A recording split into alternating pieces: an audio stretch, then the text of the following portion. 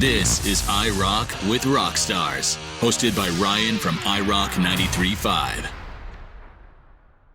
iRock 93.5, what is going on? I am hanging out with St. October. You guys got a lot of stuff going on, don't you? Oh, hell yeah, we do.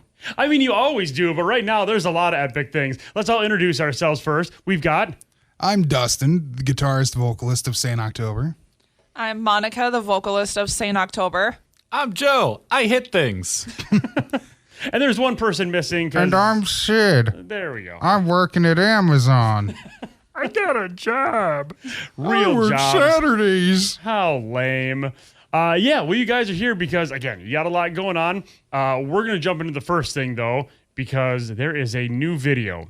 And you guys make the best damn videos. Oh, thank you. I love what you do. You put the time and effort and you do it right. I mean, you won an award for one, for God's sake. So you guys make awesome videos to go with your music, and you got one coming here. That's yes, right. Sir. Yeah, buddy. And all the effects that you guys are going to be seeing in this video and that you've already seen, Ryan, all practical, no After Effects. Nice. So, I mean, talk about the song and the video and everything about it here. So the song is called Sweet Succubi, and the song is going to be part of our upcoming album called Salem. I guess we just tell people right now that you're listening to it, just go to the YouTube page and watch it. But I mean, just in case they're not there and they're just listening to this, let's kind of describe what they're going to see in the video. So you've seen the music video for Behemoth the Satanist? It's like that, but with us instead. And lots of fire. Oh, yeah, there's fire. Yeah, lots of fire. Like 10 gallons of jet fuel used. I will brag about that until the day I die. That shot was super wild to shoot because like the wind changed a couple times and we just got a whole bunch of smoke right in our faces as we were playing. Yeah, it was so cool visually. Performing in front of this huge fire, and I probably smelled like smoke after for a week. Oh yeah. We got to give a shout out to the Lethal Injection boys for helping us out with that. I believe they have a show at Rascals. What is it? October 25th. They do, 25th. Yep, I saw that. Those guys helped out tremendously with just setting up that place and help taking care of us for the music video. So we have to thank them. Where did you shoot the video at? We shot the video at our buddy Mike's place, actually, because his property is huge. And so we just went into the woods and in his barn to shoot the video, and they gathered up tons of firewood from the woods to be able to use for the fire, and they probably were cutting wood for over a week. Yeah, we spent about a week getting it all prepped up. We even got a sniper tower that was actually used to protect President Obama a couple years back when he came into town. Oh my God. And we got some pretty cool aerial shots from up there. I'm not sure if they made it into the cut, but yeah. I thought you were going to say you used the tower as part of the firewood. No, but it was on a giant sled that we had to move away from the fire. Got it. Hey, when you're making a big fire, you just take anything flammable around you and just chuck it on in there. So it works out. And so basically the overall storyline that we went with in the video is I'm basically playing a character, playing the head witch, gathering other witches for my coven, right? So it's just gathering all of these other girls, which I have to give them a shout out because I am so thankful for all of the beautiful women that were in the video with me, because it would not have been possible without them. And I am so excited for the video to be out and for all of them to see it, because it is just incredible. And so anyway, me gathering other women for the coven, and then it shows all of us at the end, all in front of the fire, and it is just so cool. And we should probably also give a shout out to Wake Brewing and Abernathy's Custom Clothing for letting us use their place for a couple of shots. I thought you were going to say Wake Brewing for getting you drunk, but... Oh, well, yeah, that too. Okay. Oh, there was a lot of Hand of Dooms consumed during the music video production. That's the song, that's the video, that's step one of everything that you guys are doing. Step number two is, a lot of times when you're here or we're just talking in general, it's, hey, where are you guys playing next? Where can people go see you? When do they have to buy their plane tickets to go see you next? Oh, yeah. You might want to get on that pretty soon. Yeah, those late plane tickets to Europe, those things, they can cost some money. So, when do you guys fly out, man? We fly out September 25th. That is awesome. European tour. Mostly in the UK. Actually, all I think contained to exclusively in the UK. Yeah, Yeah. exclusively. Unless UK. it goes really well and they want us over in like Germany or Well, somewhere. they said part 2 could be possible, how well this one goes. But, I think we might sneak over to Germany just because the first week of October is Oktoberfest, obviously, for Kind of Germany. a thing, yeah. Beer Fest. I don't know, I might have to call back to my job and be like, sorry, guys, I ain't coming back. Likewise. So you're flying over there. Who are you guys going to be playing with over there? Sacrium, the English death metal band. That's right. We're co-headlining this tour with Sacrium, good friends of ours. Very cool. And how many shows are you doing? 7. 7 shows. Awesome. I was just going to make up a number around like 8. Yeah. Yeah. I have no idea. So I play in too many bands that I never have any idea where I'm supposed to be or what I'm doing. I just wait till like the day before and somebody will tell me, hey, be at this place tomorrow. It just You works. slut. I was planning to just wait until like the end of September and someone being like, hey, Joe, get your drums over or get your stuff or pack a bag and come to Chicago. Get handed a set list and just play it. But no, they've been dragging me along, making sure I have my passport and my tickets and It's all an that important stuff. thing, yes. It's like, do we really need that? Just have to send him little reminders like, hey, Joe, don't forget. I mean, and that has to be a big part of the experience because obviously you guys have played a lot, around here and other areas and stuff like that. But I mean, the experience of obviously once you get there, it's going to be a whole nother thing, but just getting yourself ready, not only, from a band standpoint, but just a life standpoint of being physically and mentally ready to be gone for how many weeks, and not just gone, not like, taking a vacation to wherever, like gone for again, how many weeks are you gone? Like 2 weeks. Yeah. Yeah, in Europe, focused on putting on good shows, not focused on sightseeing and worrying about what's going on at home. You got to focus on you guys making that impact there. We do get 2 days off, but did anybody else hear the riff, the 2 weeks, come on as soon as you guys said 2 weeks? Speaking of the party. Yes, I did. Heard it a few times over the last couple months. Right. But yeah, I mean, it is a lot to prepare for, like not just mentally, but physically too, because, like you said, like, yeah, we're used to playing shows, but not this many back to back, and especially not from traveling this far. So I'm excited, but I'm also kind of anxious. Sure. And from your standpoints, from a vocal standpoint, doing that many shows in a row, after you get there, you're going to be jet lagged. You got to pick up all that kind of stuff. What do you already kind of have a routine in your head of like, this is what I got to do to make sure every night I sound fresh and perfect? Yes. So I have been actually taking vocal lessons for quite a while by the vocal coach, David Ackesson. He is out of Sweden. We do Zoom lessons, and Awesome. he's actually a touring musician as well. So when I have my lessons with him, he tells me, he's like, okay, don't overdo it. These are the warm-ups that you can do. These are the exercises you can do.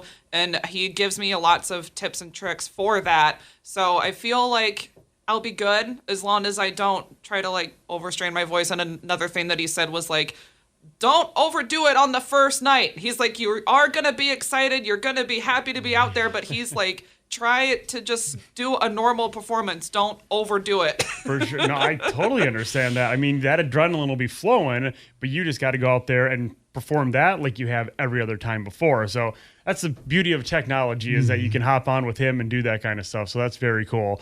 Are you just planning to just scream and just let it rip? Or? Well, the beauty of what we're going to be doing is getting into a little bit of gear talk. We're able to bring our digital mixer, which means we're able to bring our in-ear monitors as well. So another thing that's really going to help us out by not blowing our voice out the first night is the fact that we have some of the comforts of home and being able to adjust our own individual mixes so we can hear ourselves. So there's not going to be no voice. Sure. Yeah. So that, like you said, that'll be familiar to you being able to have that and not having, oh, this monitor is like this, that's like that, whatever. So Right. at least you're bringing something with you. Whereas Joe, you're going to have apparently a new drum kit every night. Yeah, it's going to be wild. So playing different drum kits and with nothing being in a familiar spot, it's really easy to drop sticks and miss stuff when you're just like used to like, I'm moving my hands like you can see it on the podcast. Right. But it's like if like I know that a certain symbol is normally in a spot, and I go to hit it when I'm not looking, and it's not there that night. That's how you drop sticks. Yeah.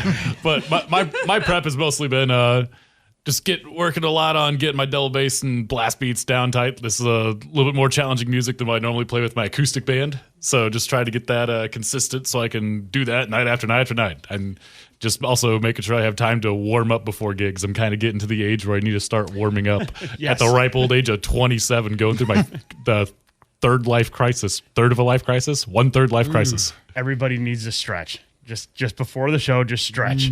But no, you mentioned before we started recording this thing that in Europe, a lot of the venues use house kits, which is something that's rare in America in general. So, I mean, that's just another, like I said, an interesting factor that you guys kind of have to, okay, this is a little bit different, walking in early and stuff like that, just to prepare for, again, mentally, physically, all of it, just preparing for that. That's just the kind of stuff that I think most people in general, but especially people that have never, seen a European show or know anything about it, wouldn't have any clue about, because I would have asked you, been like, how are you shipping your drums?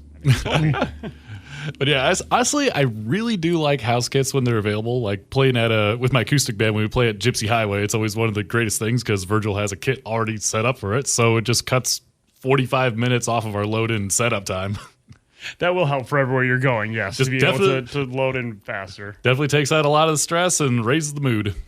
Absolutely, and like our setup time is going to be almost nothing. We're only bringing tiny modelers and processors out. So the cool thing about those is all of our tones from our big rigs are transferable over to that, and so it's going to sound, look, feel just like a St. October show, just in a different country. Yeah, that's exactly what you want. So how have they already given you for each show, like how long your set is? Yeah, it's going to be 45 minutes to an hour. So we've got it somewhere around the 50-something minute mark to account for any kind of technical hiccups or someone going over. Right. But yeah.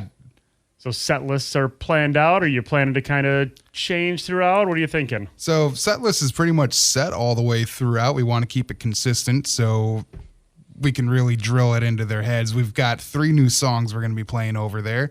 The only change we're going to have is Sarcoma Fest, which we get the pleasure of being the first international act to play that festival over there. Wow. We get a 30-minute set, but still, it's going to be awesome. Yeah. So where's Sarcoma Fest at? What do you mean international? We're American. America's the center of the world. What are they talking about? They're the international ones. All right. Okay, we're the first American band to play there. There we go. We're an American Where's band. I don't even Sarcoma Fest is where at in? It's in Kent, I believe. Okay. I'm not exactly sure where. We just show up where we're told to go. Sure. Like, I'd say, All I know is that we're playing London once or twice, and then Nice. that Cardiff, that one place they named after the Stone Sour song, Cardiff. Okay. Wild. And Nottingham. Nottingham, Birmingham. Nottingham. Yep. And then we are going to be playing the Cart and horses. the Iron Maiden we're place. going to be playing the Cart and Horses, Okay. which is the birthplace of Iron Maiden in London. That's awesome. That's going to be really cool. That is very cool. I mean, that's what's awesome about something like that. Like, I mean, you look at obviously places in America have history as well. I mean, all sorts of different venues, but being able to go to a place like that has all sorts of history, and I'm sure there's other names that are on that wall as well.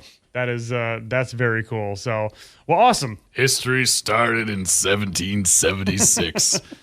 So, I mean, you guys got the tour, you got the music video. Anything else you're planning?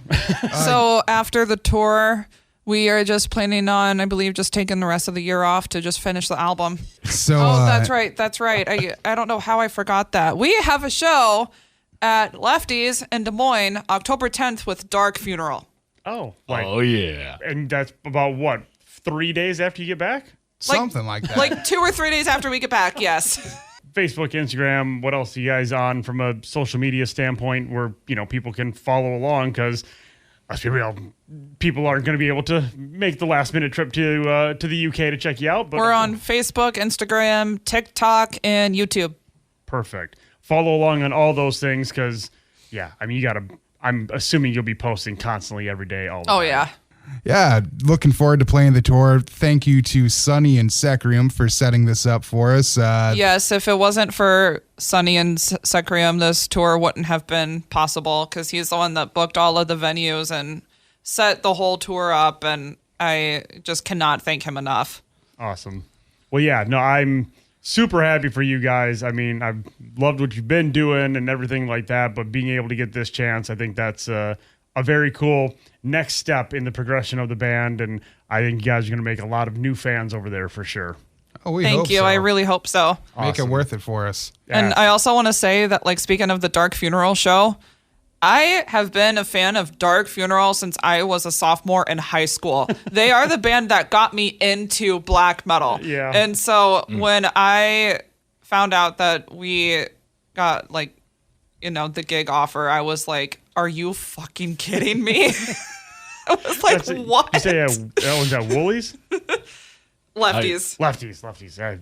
Lefty Woolly, yeah. Okay, Lefties in Des Moines, right? Yes. Yep, and for okay. $25, you guys can see us, a newly christened international band, for $25 at Lefties. And a lot easier of a trip than getting on a 9-hour flight to see them in Europe. Thursday, October 10th. Yeah, hit up Thursday, the October 10th. Check that one out. hit after up their- the Saint October Facebook page for tickets because we could sell them to you without the online fees, and we lose less money. That's always a Absolutely. plus. No, that's I totally understand the online fees thing, man. However you can do that without having to get those fees, absolutely works. So once again, Saint October, I appreciate you guys coming in. Like I said, video, music, and the tour, it's all awesome. You guys are doing great stuff. Once again, another Quad Cities band making us all proud. Love you guys. Aw, thank you. Thank you. Love you too.